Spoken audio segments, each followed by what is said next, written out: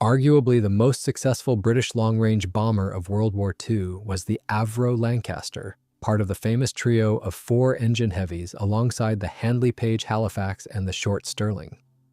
During countless night raids, these powerful aircraft methodically dismantled the industrial capacity of Nazi Germany. However, by 1942, RAF Bomber Command was already drawing up plans for future large-scale operations in the Pacific Theater.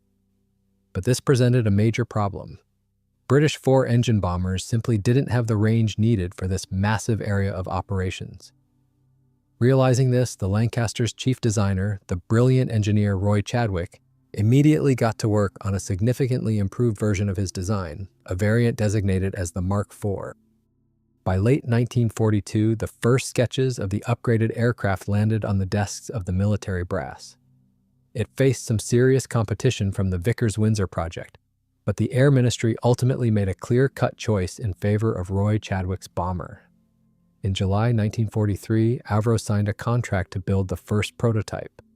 Just a month later, they received a massive order for 162 production bombers. Right from the start, these aircraft were built in 2 different variants, the Lancaster B Mark IV and the B Mark V. The main difference between them came down to the power plants. The Mark IV was fitted with reliable Merlin 85 engines producing 1,635 horsepower, while the other variant featured Merlin 68 engines putting out 1,315 horsepower. By the summer of 1944, it became obvious that these new versions of the bomber were radically different from their predecessors. As a result, they needed to be designated as an entirely new aircraft type. The designers were given 3 proposed names for the new bomber: Sandringham, Stafford, and Lincoln. Ultimately, Lincoln won out. Interestingly enough, the airplane wasn't named after the famous American president, as some might assume, but rather the city of Lincoln, the historic capital of Lincolnshire in eastern England. With that, the upgraded Lancasters officially became the brand new Lincoln B Mark I and B Mark II bombers. According to the initial and highly ambitious plans, Tiger Force was organized as the Commonwealth Heavy Bomber Group for the Pacific. They were supposed to receive their first fully combat-ready squadrons of Lincoln B Mark Is by May 1945. By midsummer, the B Mark II variants were expected to arrive as well. In total, British Command planned to field a fleet of 600 of these new bombers against the Japanese Empire. To make this a reality, factories would need to roll out 200 of these giants every single month. History, however, had other plans. The sudden surrender of Japan completely changed the picture, and as a result, the massive production orders for these aircraft were drastically slashed. Structurally, the rugged, all-duralumin fuselage of the new Lincoln was about 6.5 feet longer than its famous predecessor. The airframe was assembled from 5 main sections. These included the nose with its gun turret, the flight deck, and the center fuselage. It also featured the aft section and the tail cone, which housed the rear defensive turret to fend off enemy fighters. It's worth mentioning that one of the biggest drawbacks of the original Lancaster was its terribly designed bombardier's station. It was far too cramped and barely offered a decent view during a bomb run. Taking crew complaints to heart, the engineers completely redesigned the Lincoln's nose, turning it into a 2-deck layout. On the lower level, they built a spacious, heavily glazed cabin for the navigator. It looked almost like a greenhouse and offered perfect visibility. Right above it, they mounted a modern, remotely operated machine gun turret. This innovative concept was first thoroughly tested on a specially modified testbed aircraft back in the fall of 1943. Along with being more comfortable, flight tests revealed an unexpected bonus. This unusual nose shape actually reduced drag, making the whole bomber significantly more aerodynamic. Because of this, the aircraft saw a free 6-mile-per-hour boost in top speed, or roughly 5 knots. The wing on this heavy bomber was built in 5 separate sections. The center section, which carried the inboard engine nacelles, was bolted solidly to the center fuselage, creating a single rigid structure. The outer wing panels were now assembled from 2 separate pieces.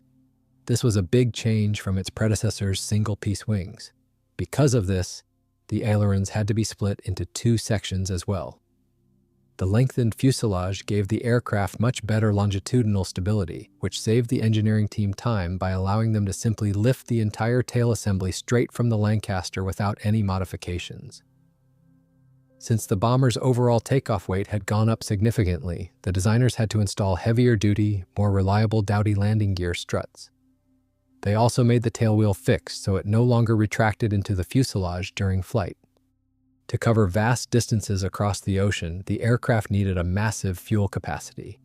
Its fuel system consisted of 6 large tanks, holding a combined total of over 4,300 imperial gallons of aviation fuel. They laid them out in a highly efficient configuration. 2 flexible bladder tanks were tucked into the wing panels between the engines. 2 rigid tanks were placed directly in the center of the wing, and the final 2 were secured inside the bomber's fuselage. This bomber carried a crew of 7. The crew consisted of 2 pilots, a bombardier who doubled as the nose gunner, and a dedicated navigator. It also included a radio operator and 2 aerial gunners. The Lincoln was packed with the most advanced targeting and navigation equipment of its day. A real standout was the H-2S radar. Its antenna was housed inside a radome underneath the rear fuselage. On top of that, the aircraft was equipped with cutting-edge radio navigation systems like LORAN, Rebecca Mark II, and G Mark II. It also carried a special F-24 aerial camera for secondary reconnaissance and bomb damage assessment. When it came to armament, most production aircraft carried formidable defensive firepower. The Bolton-Paul nose turret housed twin 50-caliber Browning machine guns. The tail section featured an identical turret with the exact same weapons.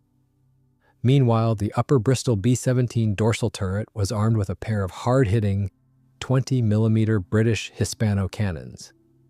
However, the very first prototype in the early production bombers received a Martin dorsal turret using twin 50-caliber machine guns instead of the Bristol setup. Later on, due to production shortages with the tail turrets, a number of early production bombers ended up with older Fraser-Nash mounts. These mounts packed 4 303 caliber machine guns. The bomber's offensive capability was genuinely impressive. Its payload maxed out at a massive 22,000 pounds. The standard combat load consisted of 500-pound and 1,000-pound bombs. However, the aircraft was fully capable of hauling much heavier ordnance, including the devastating 4,000-pound Cookie blockbusters. The designers also made sure it could carry up to 6 large Type A Mark VI naval mines. The very first Lincoln prototype rolled out for testing without any armament or its standard propellers. Instead of the planned 4-blade propellers from Rotol or de Havilland, it was temporarily fitted with 3-blade Hamilton standard propellers. This massive bomber was flown by a crew led by Captain Harry Brown. It made its maiden flight on June 9, 1944, from an airfield near Manchester. In July of that same year, the bomber successfully completed its preliminary flight trials at the Boscombe Down Test Center. The aircraft demonstrated good handling and perfectly satisfactory flight characteristics. The only design change engineers made after these test flights was a slight increase in the rudder area. During the fall and winter, 2 more prototypes joined that first test aircraft. Full-scale testing of all 3 bombers produced some pretty mixed results.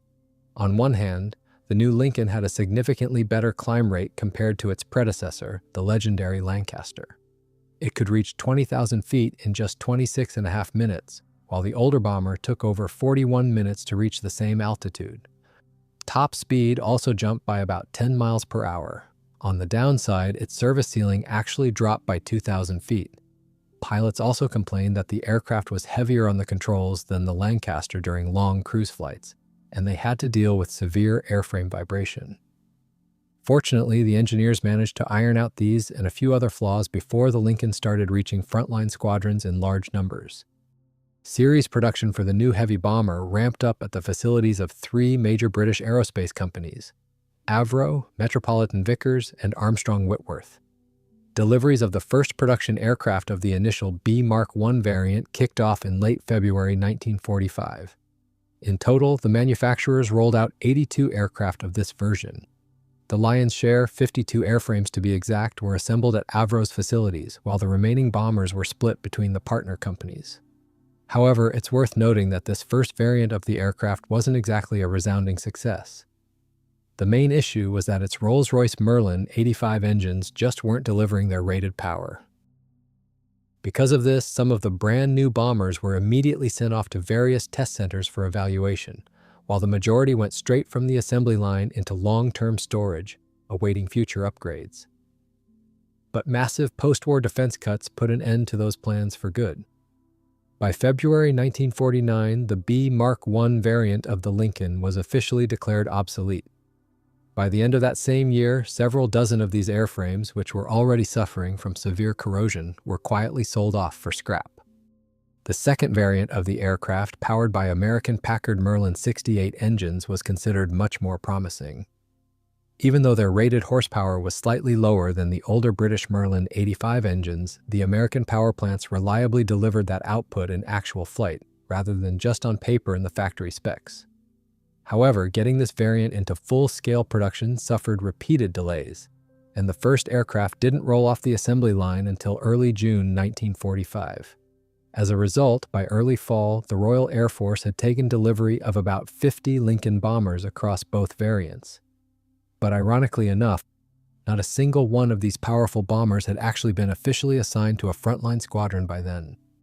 When World War II finally ended, the government immediately canceled massive production contracts for roughly 3,700 Lincolns. Work at the aircraft plants ground to a halt. For example, the assembly line in Naiad shut down so quickly that they only managed to complete 4 airframes. Over the next 2 years, production was completely shut down at the Chatterton facilities, which produced 112 aircraft.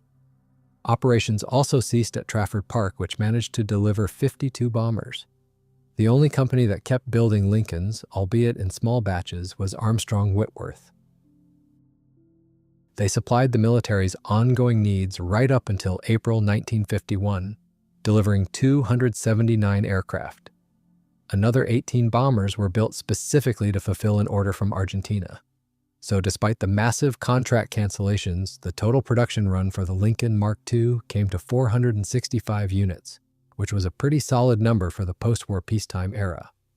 Other interesting variants of the Lincoln never made it off the drawing board, including a dedicated search and rescue aircraft with significantly increased fuel capacity and an advanced bomber variant proposed in April 1947 that would have been powered by Merlin 85 engines.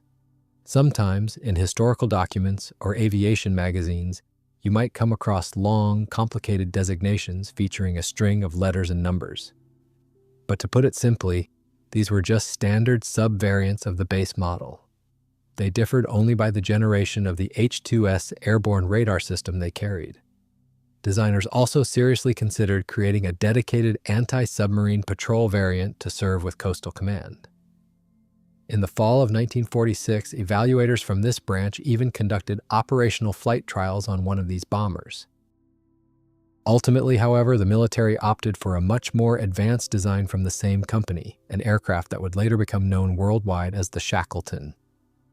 The last attempt to radically improve the Lincoln's performance happened in 1949. At that time, developers proposed a modification equipped with the new Bristol Theseus turboprop engines. But aviation technology was rapidly advancing, and this idea was finally dropped in favor of newer jet aircraft. The first combat unit to transition to the Lincoln Mark II was the RAF's 57th Squadron, based at RAF East Kirkby. In August 1945, crews received their first 3 aircraft. These were used to form a separate test group called the Lincoln Trials Flight. Interestingly, in the second half of 1945, these aircraft weren't just flying local training sorties over Britain. They were undergoing rigorous, hot and cold weather testing in various corners of the globe, taking them from the frozen expanses of Canada to the scorching deserts of Sudan. Moving forward, RAF Command planned to re-equip the 75th New Zealand Squadron, intending for them to be the first combat unit fully equipped with brand new Lincolns. In early September, the unit even managed to take delivery of 3 aircraft, but just a month later, it was disbanded for unknown reasons. In the end, the distinction of being the first operational unit went to the 44th Rhodesia Squadron, part of Bomber Command's 3rd Group. The Lincoln officially achieved operational status on April 2, 1946. That's when the aircraft was finally declared fully ready for frontline military service. The heavy bombers began arriving in numbers at the 97th and 101st Squadrons, soon filling the flight lines of other units in the 1st Group. By the end of the year, the group had completely transitioned to the new airframe. In November 1946, a few crews made their first major overseas deployment, heading to Santiago, Chile. During this incredibly long expedition, dubbed Goodwill Lincoln, the bombers covered a distance of nearly 20,000 miles. These long-distance flights eventually became routine. In the summer of 1947, for example, a formation of 19 British Lincolns set off on a massive 5-week tour across the United States. Interestingly enough, the pride of the British aviation industry was met with a patronizing smile from American pilots. Since they were already flying the cutting-edge B-29 Superfortress, the Lincoln looked frankly outdated, seeming almost antique by comparison. Despite this, the Royal Air Force continued to equip its squadrons with Lincolns, simply because there wasn't a better alternative at the time. Over the next few years, the aircraft became the backbone of Bomber Command, completely phasing out older airframes across the fleet. In the late 40s and early 50s, Lincoln crews regularly participated in large-scale military exercises. Every year until 1953, the RAF ran Operation Sunray, where Bomber Command practiced rapidly deploying forces to the Middle East, touching down at airfields in Egypt. In 1949, most crews went through a grueling 2-month bombing exercise near the island of Heligoland. This was part of Operation Popcorn. Precision target marking was handled by high-speed Mosquitoes and specially equipped Lincolns. The real peak of British combat training came during Exercise Bulldog in September 1949. This was a massive rehearsal for defending the British Isles against a large-scale bomber raid. Almost all available Lincolns, Lancasters, and Mosquitoes took to the skies, joined by American aircraft. Flying as the defenders were Hornet and Meteor fighters. The results of the exercise, however, were grim for the top brass. It turned out their best bombers were easy targets for modern fighters, and the old World War II tactic of flying in tight, massive bomber streams just didn't provide reliable protection anymore. The exercise was further marred by tragedy when 2 Lincolns collided in mid-air and crashed. The final death knell for the era of British piston engine bombers came with the outcome of Exercise Pinnacle, taking place in the fall of 1951. The main mission was a mock bombing raid on Bristol and Birmingham. 82 aircraft took part in the attack, including 52 Lincolns and 30 Washingtons. The Washingtons were B-29 bombers leased from the United States. The results were disastrous. 72 aircraft didn't even make it to the coast before being theoretically intercepted and shot down by air defense fighters. The jet age was fast approaching. By the summer of 1951, the first British squadrons had already started transitioning from the aging Lincolns to the brand-new Canberra jet bombers. Over the next year, this transition rapidly picked up speed. The last major hurrah for the Lincolns of Bomber Command was their participation in a massive aerial parade. On July 15, 1953, 45 of the bombers conducted a ceremonial flyover across the country to honor the coronation of Queen Elizabeth II. Desperate to survive attacks from high-speed jet fighters, Lincoln pilots resorted to extremely risky maneuvers, one of which was intentionally entering a spin. Fortunately, the design of the aircraft made it relatively easy to recover. However, just forcing that massive 4-engine bomber into a spin, or pushing it into a steep dive, required an incredible amount of physical strength from the pilot. Ultimately, in 1953, performing these extreme maneuvers in the Lincoln was strictly banned due to severe airframe fatigue.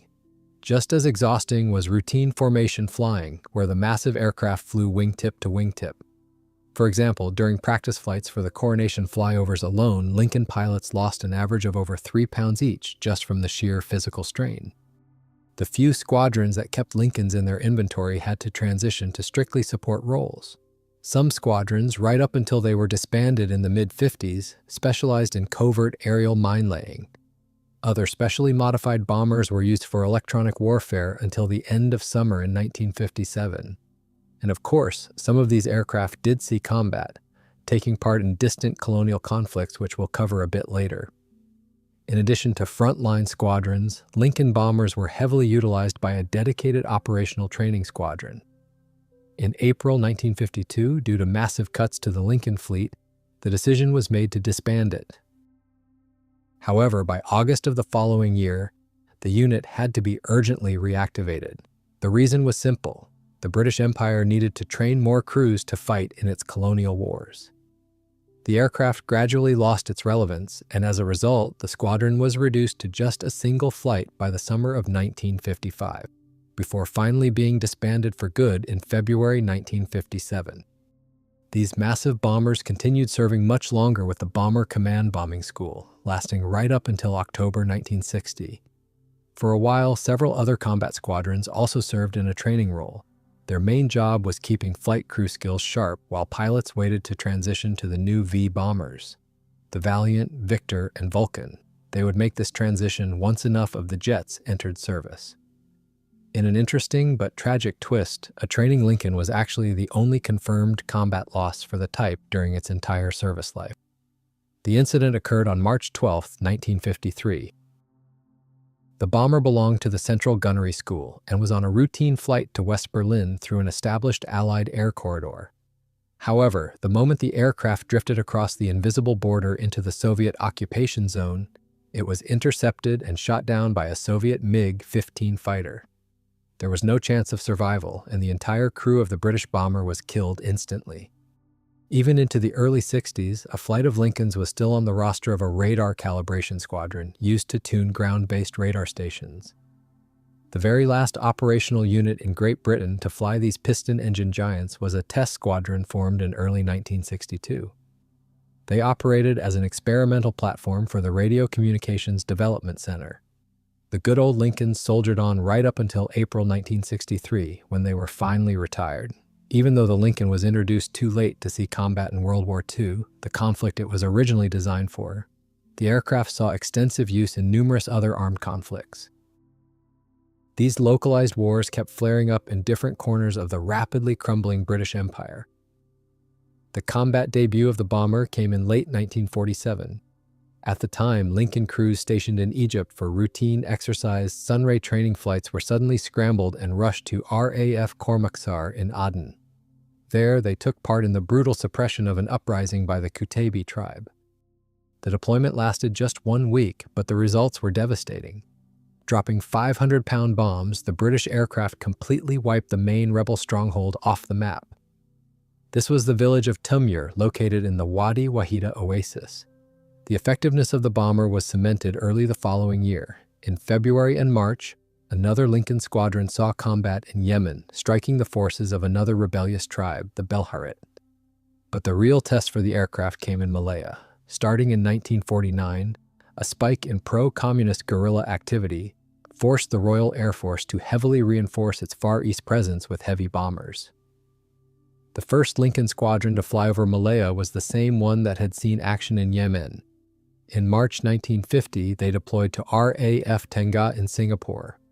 Almost immediately after arriving, the crews joined Operation Musgrave, a massive military offensive, and began methodically striking hidden rebel camps. Thanks to their onboard radar, the Lincolns had a massive advantage, allowing them to track target areas through the dense jungle canopy, day or night. Crews typically loaded their bomb bays with 500-pound and 1,000-pound bombs, though on a few occasions they dropped absolute monsters, 4,000-pounders.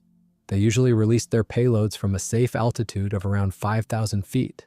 But often, pressing the attack, the Lincoln crews would come around for a second pass after dropping their ordnance, diving down to a daring 500 to 650 feet to strafe the ground targets with their onboard machine guns. Since the guerrillas' anti-aircraft defenses were incredibly weak, the pilots could pull off these risky maneuvers with almost total impunity. Squadron rotation was constant. In the summer of 1950, one British squadron in Malaya was relieved by another, and just a month later, the bomber force in the region was bolstered by Australian crews. Ahead of Operation Jackpot, a massive offensive against guerrilla units in the Selangor and Negri Sembilan areas planned for December, more reinforcements arrived from the United Kingdom. This new unit flew at an incredibly intense pace. In just 4 weeks of combat sorties during February and March of the following year, its crews dropped over 1,000 1,000-pounders and just as many 500-pound bombs, turning the jungle into an absolute hellscape. After the RAF withdrew its squadrons in April 1951, the heavy Lincolns didn't appear in the skies over Malaya for about 2 years. But by the spring of 1953, combat deployments resumed. Fresh crews started arriving at RAF Tengah, rotating regularly to maintain a constant presence. The Lincolns flew their final combat mission of the campaign on April 2, 1955. After that, the theater saw a true generational shift in aviation, as the old piston engine heavies were replaced by the faster, far more modern Canberra jet bombers. Between 1953 and 1955, the Lincolns in Malaya were primarily used as part of massive combined strike packages. Flying alongside these heavy bombers were Hornet and Vampire fighters, which handled the precision ground attack strikes. Since the British faced absolutely no air-to-air threat, the mid-upper turrets on the Lincolns were usually removed to save weight and improve performance. The guerrillas' anti-aircraft fire was equally ineffective, and throughout the entire combat phase, they didn't manage to shoot down a single one of these bombers. And just to break up the monotony of the daily grind, crews were periodically detached to Hong Kong to help train the local fighter squadrons. Starting in November 1953, the Lincolns saw heavy action in Kenya as well. Their main target was the Mau Mau rebels, pushed to the brink by harsh colonial policies and a severe land shortage. Just as in the Malayan campaign, bomber crews operated on a rotational basis, staying for a few months to fly their missions before being relieved by fresh crews. This intense military operation lasted nearly 2 years, finally wrapping up in mid-July 1955. There is one interesting detail. Before deploying to the heat of Africa, the bombers were specially modified with tropical air filters to protect the engines from the ever-present dust. The main base of operations for the Lincolns was just outside Nairobi, specifically at Eastleigh Airfield. The big challenge there was the field elevation, sitting at over 5,500 feet above sea level. That high-density altitude meant the aircraft's maximum combat payload had to be severely restricted, allowing the large bomber to carry a payload of only 10 500-pound bombs. On top of that, during the early stages, the airfield lacked even basic radio navigation equipment to ensure safe operations in marginal weather. It wasn't until August 1954 that they managed to adapt a standard air defense radar for approach control. Due to these extreme operating conditions, the bombers took no losses from enemy fire.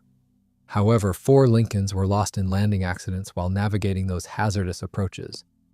The rugged terrain seriously limited the effectiveness of their onboard radar systems.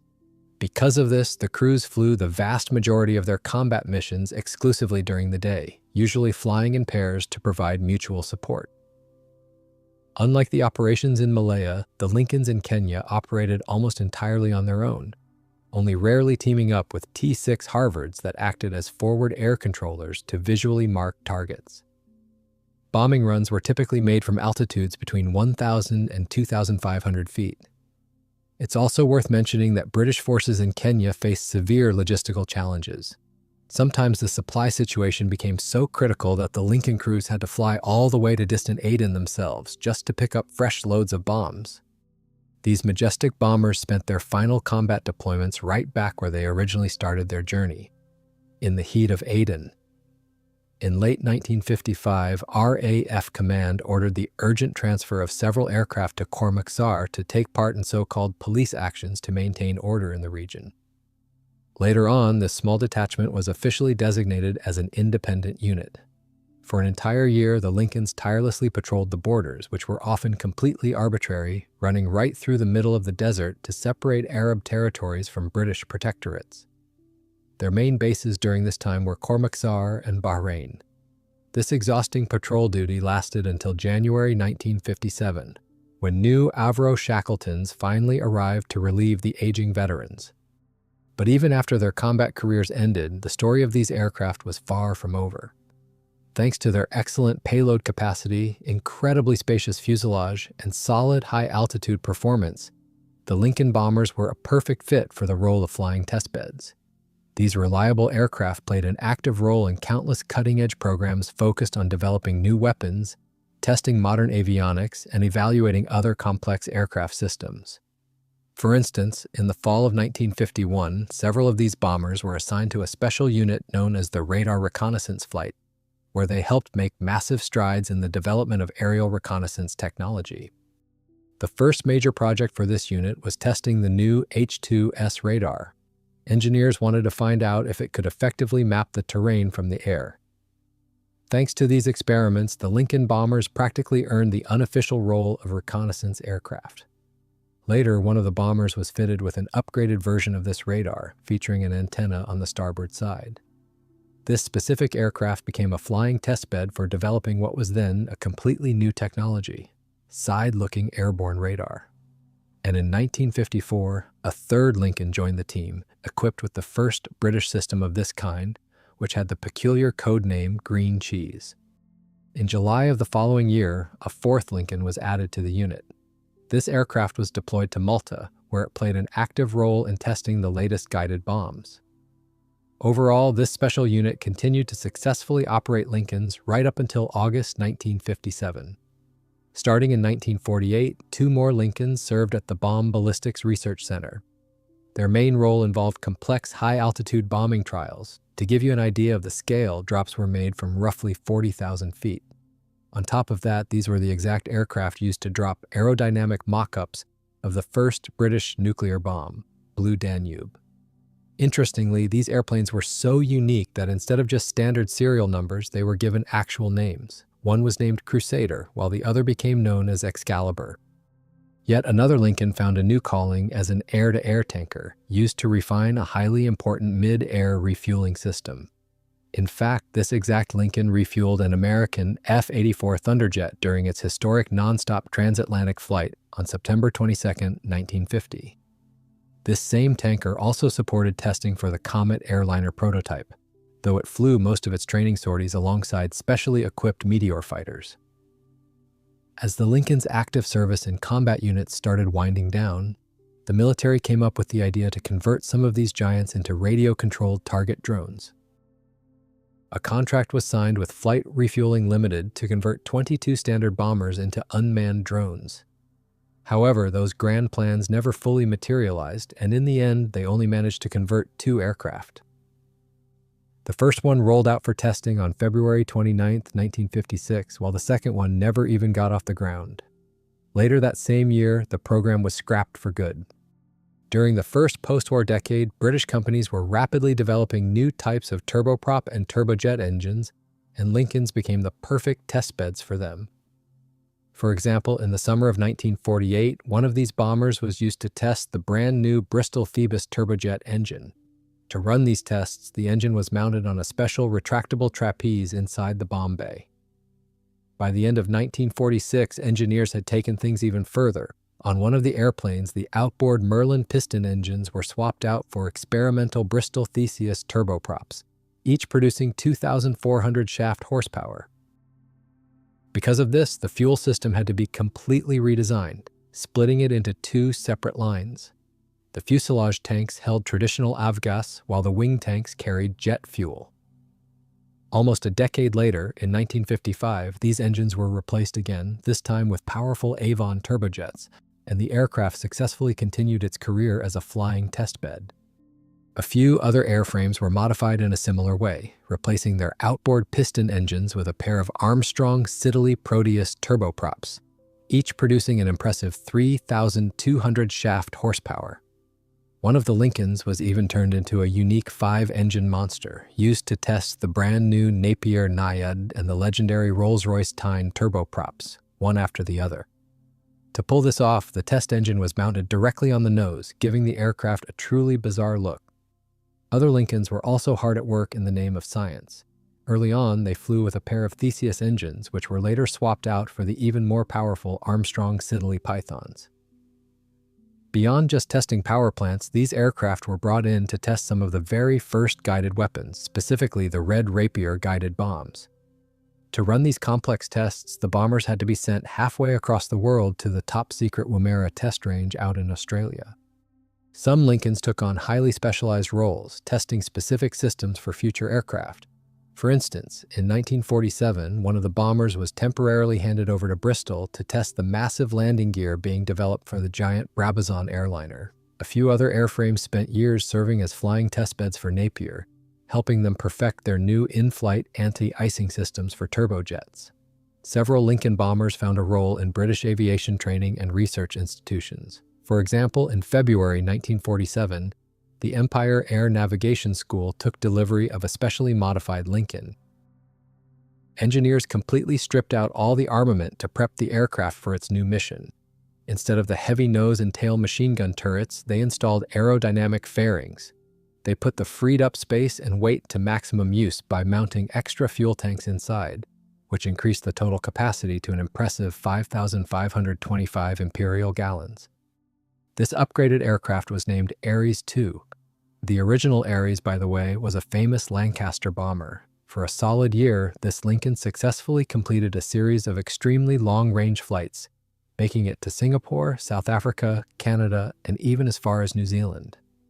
However, the story of this particular airframe ended in tragedy on January 26, 1948, when it was completely destroyed by a massive fire that broke out right in the middle of refueling on the flight line. The lost aircraft was quickly replaced by its successor, Ares III. This plane also left a lasting mark on aviation history, taking part in a whole series of historic missions. Its biggest achievement was a true around-the-world flight in October and November of 1950. The crew spent 28 days on the journey, covering an incredible distance of nearly 25,000 miles. In July of the following year, this same aircraft took part in a complex Arctic expedition, using airfields in Iceland as its main base. Later on, it was used for long-haul flights to remote Ascension Island and all the way to Japan.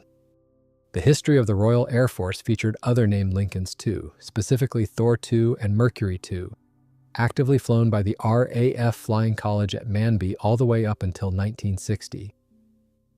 But the very last Lincoln to fly in British skies was actually an airframe transferred over for civilian use. The Aviation College in Cranwell used it right up until July 1966 to conduct complex scientific research, specifically studying laminar flow over the wing. According to the original ambitious plans, the Lincoln wasn't just going to be built in Britain. Victory Aircraft in Canada was slated to join the production effort at their factory in Malton, Ontario. This Canadian variant was officially designated the Mark 15. The Canadian government ordered an even 100 of these bombers, but reality had other plans. Only 6 airframes were actually started, and ultimately, just a single example was ever completed. This lone bomber took to the skies for the first time on October 25, 1945, and after this, the Canadian Lincoln program was shut down for good. However, the bomber's international story didn't end there. Another British Commonwealth nation, Australia, showed serious interest in this powerful aircraft.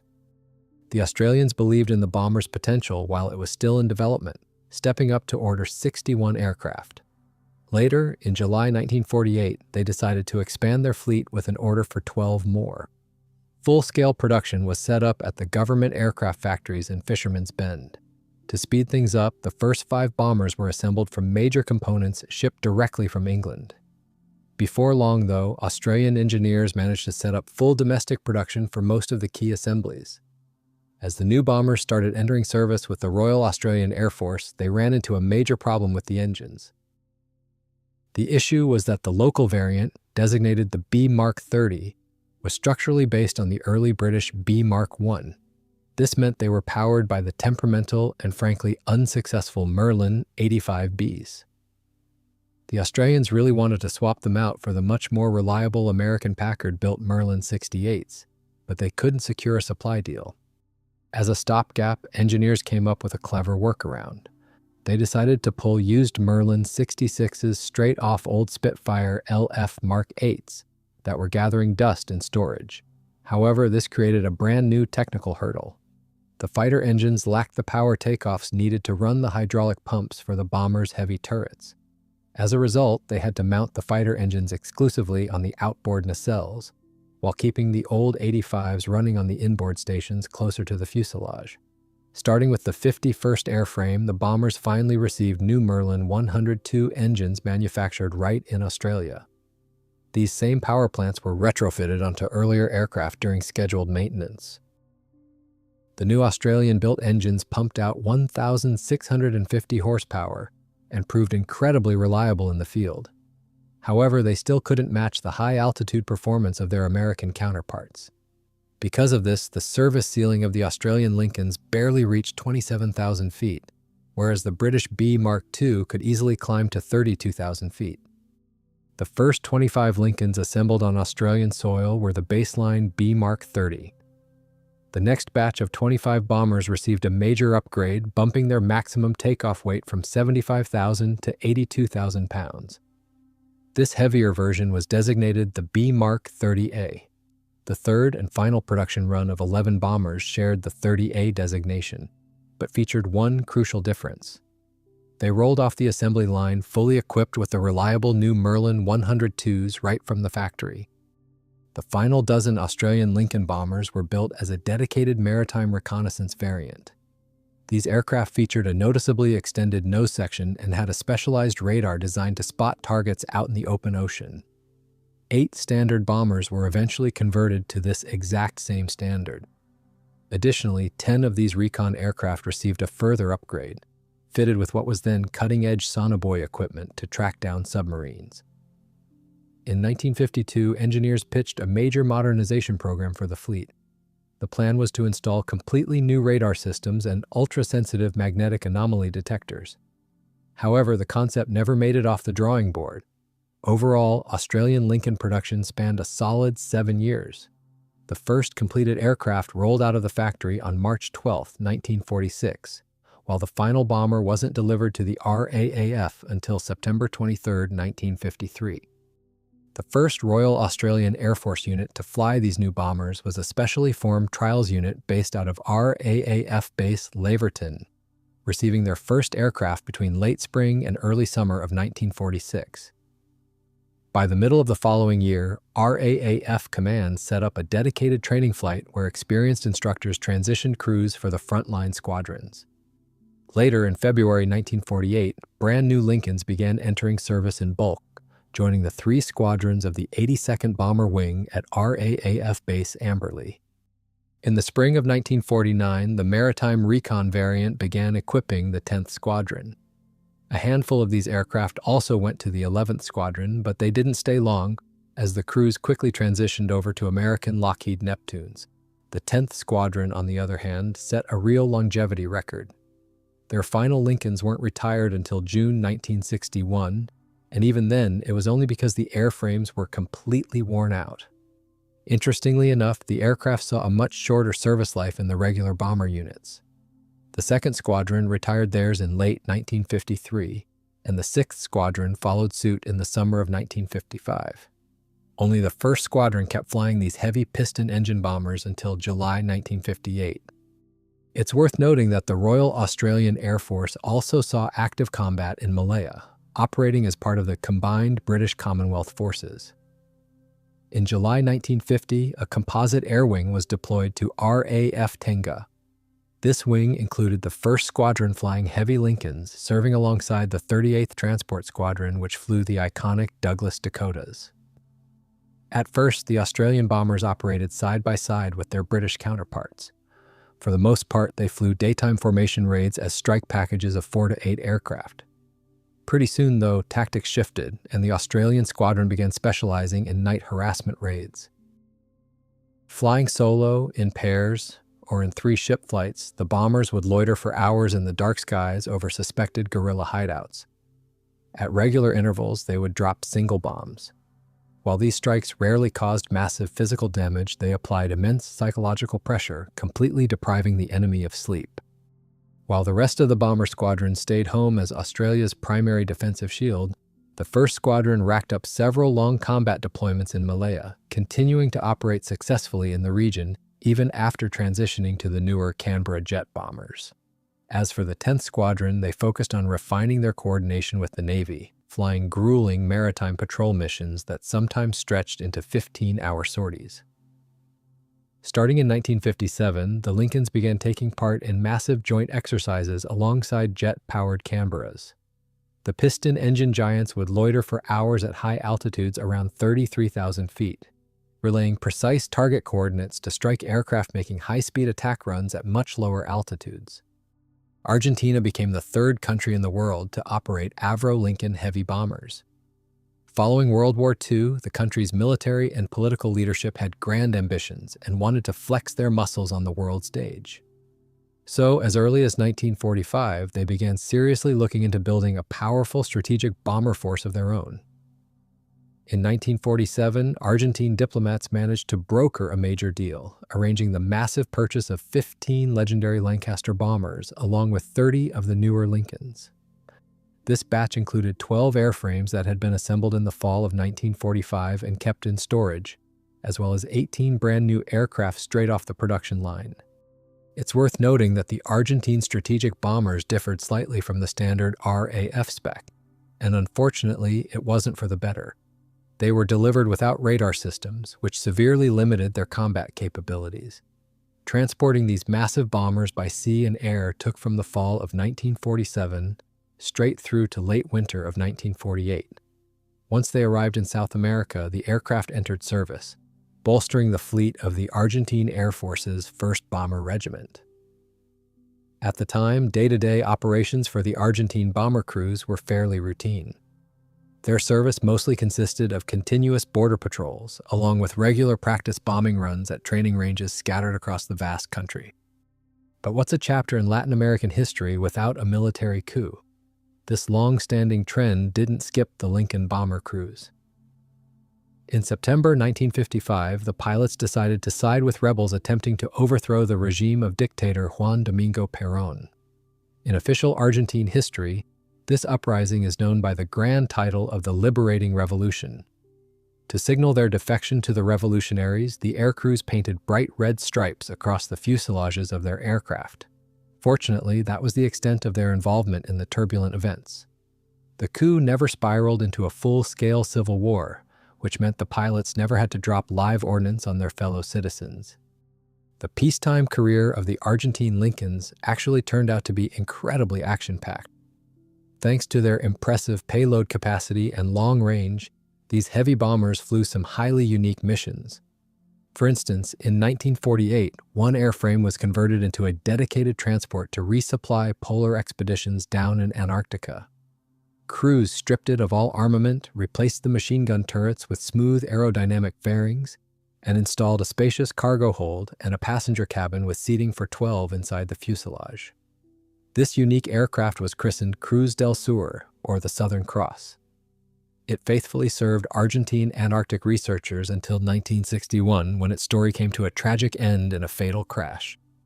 In the mid-1950s, the Argentine government received an interesting pitch from a British aircraft manufacturer.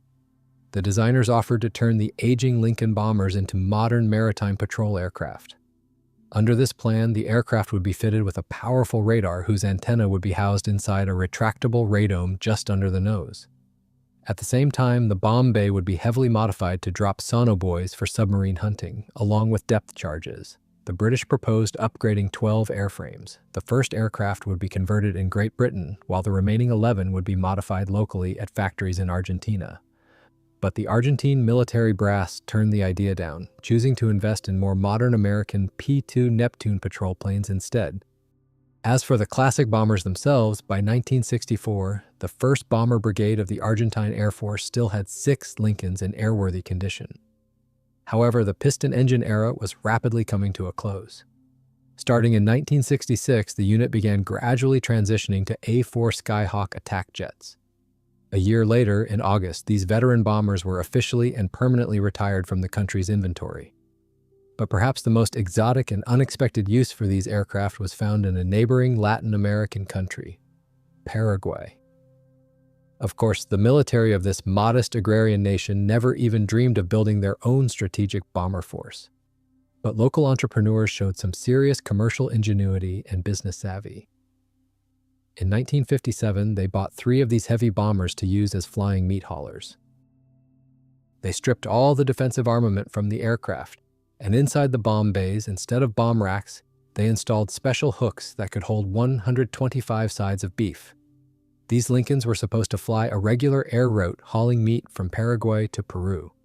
However, the grand business plan completely fell apart when the British flat out refused to issue airworthiness certificates for these heavily modified airframes. So by 1959, the flying meat wagons were simply chopped up for scrap. As it turns out, history had a funny way of playing out. The heavy Lincoln bomber was designed from the ground up for massive, long-range raids on strategic targets, yet it never actually flew a single mission in its intended role. And quite frankly, the British lucked out in that regard. The reality is that this aircraft was built around early 1940s design concepts, meaning that by the early 1950s, it was hopelessly obsolete for any major global conflict. Even so, the aircraft found its niche and performed incredibly well during various colonial conflicts, seeing heavy action in hotspots like Malaya, Yemen, and Kenya. It was a highly reliable airframe with a massive payload capacity, and they were deployed in large numbers for counter-insurgency operations. Although if we're being objective, using 4-engine strategic bombers against local insurgents is basically like swatting a fly with a sledgehammer. To sum things up, it is worth pointing out an interesting fact. During World War II, only 2 countries in the world managed to build a fully fledged and truly formidable strategic bomber force: the United States and Great Britain. In the post-war years, British bomber development mostly coasted on its wartime momentum without making any major technological leaps. American engineers were rolling out absolute masterpieces in this field, like the B-50 and B-36 piston engine bombers. Meanwhile, the best British equivalent, the Lincoln, was already lagging far behind its American counterparts, but in all likelihood, falling behind in piston engine aircraft actually played right into British hands. Realizing that the piston era was drawing to a close, they were able to pivot their focus in time toward much more promising designs. As a result, they managed to develop the famous Canberra bomber on a very tight schedule, later fielding an entirely new generation of jet-powered V-bombers that included legendary aircraft like the Valiant, the Victor, and the Vulcan.